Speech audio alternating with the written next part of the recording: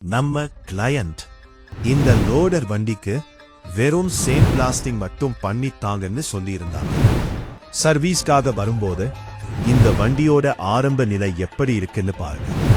பல இடங்களில் துருப்பிடிச்சு பெயிண்ட் எல்லாம் உதிர்ந்து போய் ரொம்பவே மோசமான கண்டிஷன்ல தான் நம்ம கிட்ட வந்திருக்கு. அடுத்ததா சேம் பிளாஸ்டிங் பண்ணதுக்கு முக்கியமான விஷயமே இந்த சிலிக்கா மணல் தான். தரமான சிலிக்கா மணலை அள்ளி வந்து பிளாஸ்டிங் செய்யறதுக்காக தயார் செய்றோம். சேம் பிளாஸ்டிங் பண்ணதுக்கு முன்னாடி வண்டியோட ரொம்ப கடினமான இடங்கள்ல இருக்கிற துருவை கூட சுத்தியலால் தட்டிவிட்டு அதுக்கப்புறம்தான் சேம் பிளாஸ்டிங் வேலையை ஆரம்பிக்கிறாங்க. வண்டியோட மூளை முடுக்குகள்ல இருக்கிற விடாப்பிடியான துருவை கூட இந்த சேம் பிளாஸ்டிங் மூலமா ஹை பிரஷர்ல அடிச்சு வண்டியை சுத்தம் பண்ற வேலை ரொம்ப தீவிரமா நடந்துட்டு இருக்கு.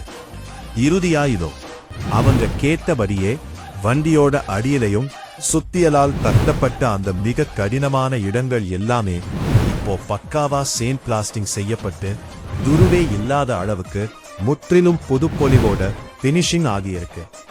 இது போல சேம் பிளாஸ்டிங் உங்களுக்கும் வேணும்னா உடனே சேலம் வெற்றி ஹைடெக் இன்ஜினியரிங்கை கான்டாக்ட் பண்ணுங்க.